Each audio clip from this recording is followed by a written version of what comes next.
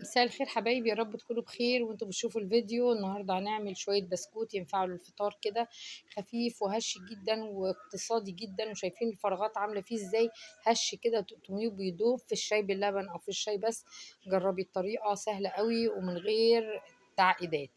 معايا هنا 3 بيضات، ان شاء الله هنزل لكم وصفات البسكوت الغلابه او الاقتصادي بطريقه سهله. 3 بيضات معايا هنا، عليهم لكل بيضه كيس فانيليا. براحتك بقى، ممكن تخلي كمان ال3 بيضات بيضتين. هركب بس المضرب كده، وهضربهم بس كده مع بعض. هنزل عليهم بكوبايتين سكر بودرة، كوبايتين الا معلقة كده. وممكن تخليهم كوباية ونص لو بتحبيه عادب. يعني انا بقولك وبقولك برضو في نفس الوقت البدايل. هضربهم بقى لحد ما يفتحوا لونهم مع بعض. دي الكوباية التانية، نزلت بكوباية ودي الكوباية التانية. شوفوا افتحوا ازاي ولونهم بقى عامل ازاي. هنزل بكوباية سمنة، ممكن سمنة على زيت، بس لو زيت بس بيبقى ايه ناشف شوية يعني. سمنة على زيت،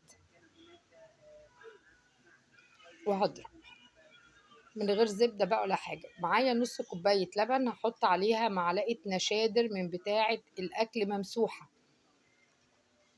أو بتاعة الشاي مليانة. خلاص كده، وهدوبهم كده. اللبن بيكون دافي، بيعملوا الفوران الفوم اللي انتوا شايفينه ده. يبقى انا كده النشادر بتاعتي كويسة. هفضيهم على السكر والبيض وهضربهم ضربة تانية.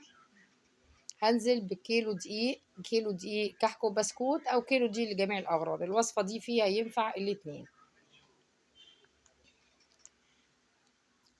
هنزل بقى انا كده عينت الكف وحطيت عينت المضرب وحطيت الكف ده بقى، لاني انا مش بعجن، انا بلم بس. خلاص، يبقى ده استخدامه الحاجة وده استخدامه الحاجة. بعد مرحلة البيض واللبن والسمنة، احط الكف. هبدأ بقى الكف كده ألم العجينة. حطيت ذرة الملح اللي هي لازمة في كل المعجنات عشان تبين طعم السكر فيها. خلاص، لميت العجينة كده، حسيتها انها بتلم. هنزل يعني لسه انا بحط الدقيق، بسيب منه حبة يعني مش بحطه كله. خلاص، حطيت الدقيق كده، حسيت انها لمت.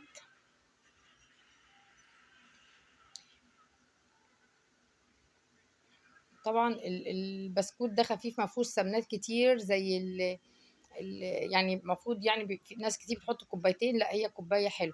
العجينه بتبقى مفروله كده، مش ملمومه ولا ناعمه قوي، لاني هعملها بالمكنه.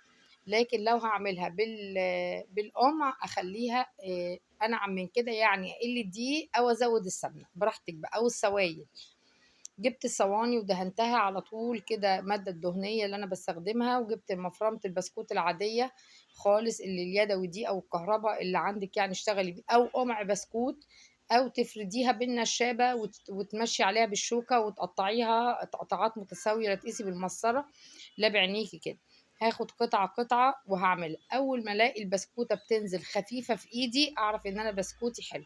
أنا عاملة البسكوتة الهشة الخفيفة مش الناعمة. الناعمة هتضاعفي كوباية السمنة يبقوا 2. تلولويه بقى، تعمليه بالمشط براحتك خالص زي ما انت حابة. انا في الوقت ده بشغل الفرن على 180 او 170 لو فرني عالي، وبحطها وبشغل المروحة او بحط قري على الشبكة تاني رف، واسيبها تاخد لون براحتها. لقيت فرني ما بيديش لون قوي، اولع الشواية حاجة بسيطة خالص تاخد اللون المصفر. البسكوتة دي بتبقى هشة كده ومفرغة من جوه عشان النشادر، وده بسكوت النشادر. طبعا مش لازم